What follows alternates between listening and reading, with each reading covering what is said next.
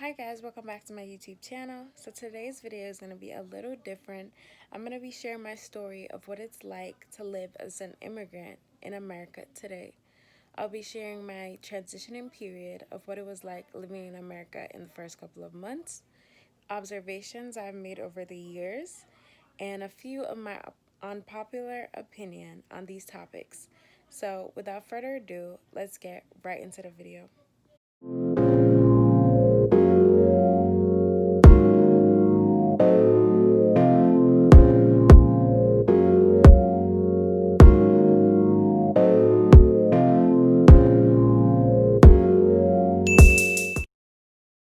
Okay, so I had to put my glasses on for this video, and if you see me looking down, I'm just looking at my computer because I made a little list of things that I want to address, and I don't want to get off topic at all.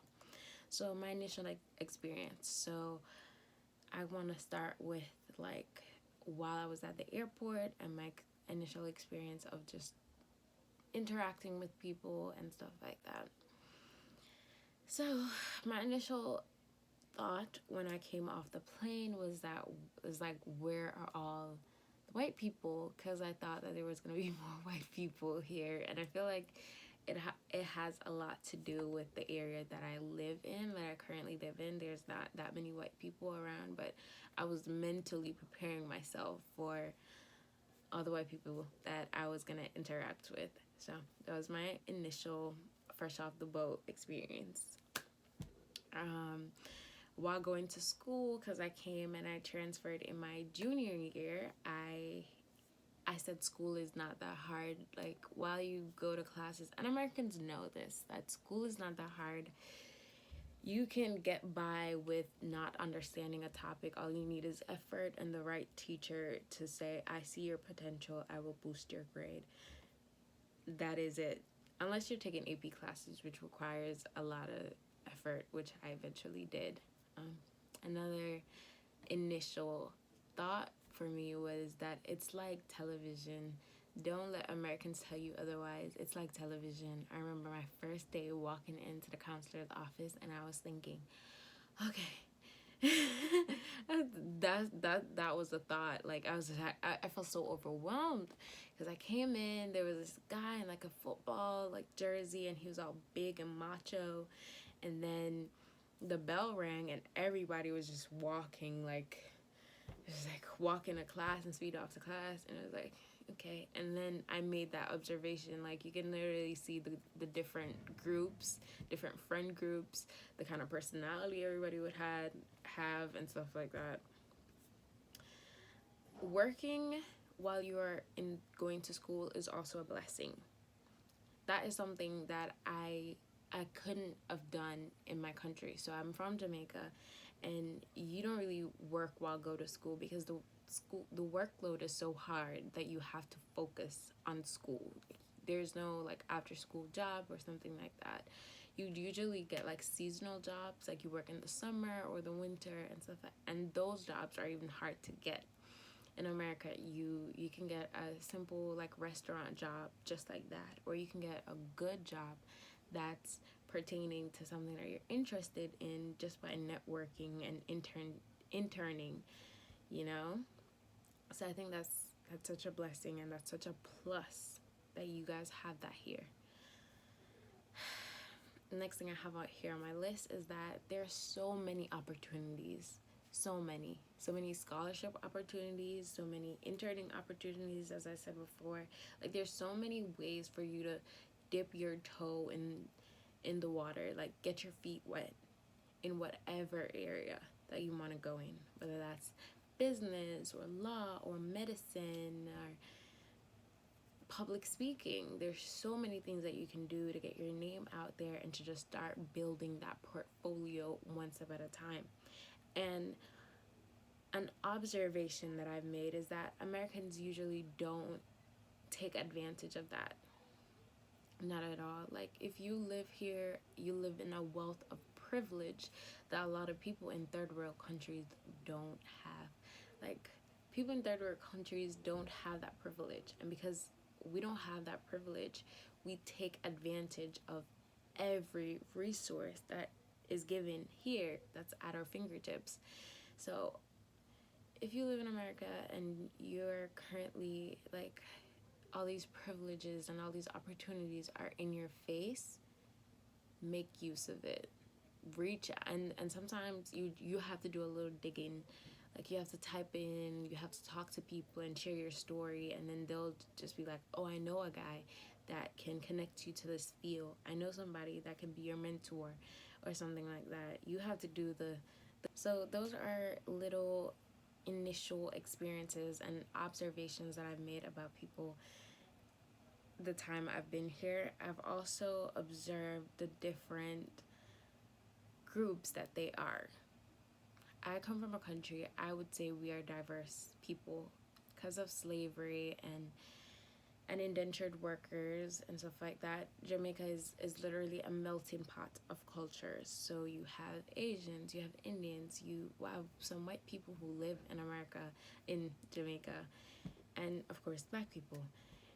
And because we're so diverse and our motto is literally out of many one people, I grew up not looking so much on differences in terms of skin and in terms of race. When I came to America and realizing how many different groups you have, different groups of people you have, and how this different features and skin complexions and races really act as a barrier to all of us. Like, there's so many groups. I remember in high school you'd have black people and you'd have Asian people and then you have Hispanics, and everybody was just on a different island. Like, we're all in the same place, but we're just all on a different island, singing a different tune, having a different song. And this country really does it to us, where it just puts a wedge there to divide us instead of bringing us together. Again, I come from a country it's a melting pot of different people. So, and we're not divided, and we don't hide behind blackness or anything like that. Another observation that I've made over the years was that institutional racism does exist in America. There are actually systems that are put in place that prohibits or keeps a black person in the ghetto, or prevents them, makes it harder for a black person to succeed. These things, you see them in family dynamics in black households. This was very alarming to me when I was living in America. Well, I still am living in America. Was that with every form that you fill out, whether that's a college application, whether that's applying for a loan, where you're doing a credit check, it doesn't matter what it is, they kept asking me, what is my race? And I remember I wrote an essay on it in my senior year. Like, why are all these institutions, like, why do they care what my race is? You know what I mean? And over time I realized that they were doing this to gather information on the black community. They were doing this so that they could form statistics to say, oh, statistics show that 65% of all black Americans have this, that, and the third, for example, you know? So that was very alarming to me. Again, back home, they did not really ask you what your race was. You know, they didn't, like, it was either assumed that you were already black, and these things didn't matter. So living in a country where you're told that all man is created equal, everybody's one, why do you need to know my race in everything that I do? I've observed while living in America was the dynamic between black men and black women in America. I've observed over the years black women who have been and still are blindly loyal to black men. You see today in the news where black women will stand by a black man, will protect them, will stand by their sides through thick and thin, and the same is not reciprocated when it comes on to protecting a black woman. And I have to say that it's very sad. In my opinion, it's very, very sad, because the truth of the fact of the matter is,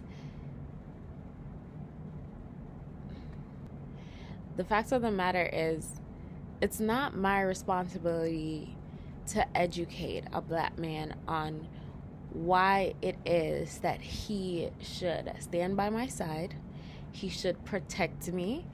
It's not my responsibility to explain to a man why it is that I'm so important and I should be valued and respected. I've observed also that the images that are portrayed of black women, especially for my dark-skinned black women, are not at all accurate of black women in today's world. And I get it. In every group there are always outliers, okay? Not all group of people are all the same and will all carry the same personality attributes. But when it comes to displaying the images of, or representing the images of black women in America, it's always the same. We're always seen as loud or ghetto or violent, or we're here to seek the money of men, and that's it. Men's money, and that's it. And that's not at all true. And these images are portrayed by magazines, by TV shows, by the media specifically, you know? And black girls, for all the black girls out there that are watching this, you don't have to take on this persona, and you don't have to play into these stereotypes that you're loud in your ghetto. You are much more than. We deserve more as black women. We deserve to be seen, heard, valued, respected. We are already facing battles and jumping through hurdles that most people can't see. And because of this, we need to be protected and respected by the black men of our communities. And that's all. So these were my initial thoughts from when I just came fresh off the boat, from my observations. Let me know if you guys like this video, if you guys like me giving my unpopular opinions on things, if you guys disagree with anything I mentioned in this video, with any of my observation, if you guys are immigrants and you've shared the similar experience as me, or your experience has been totally different, leave a comment. Or if you don't feel confident about publicly putting your business out there, you can DM me and we can have a discussion, we can have a conversation if you want, if you want. Okay, as always guys, stay safe. Don't forget to like this video, subscribe, leave a comment, share it with a friend. Again, we're spreading awareness to all the things that I said in this video. And stay safe. I will see you guys in my next video. Some say the blacker the better, the sweeter the juice. I say the darker the flesh, then the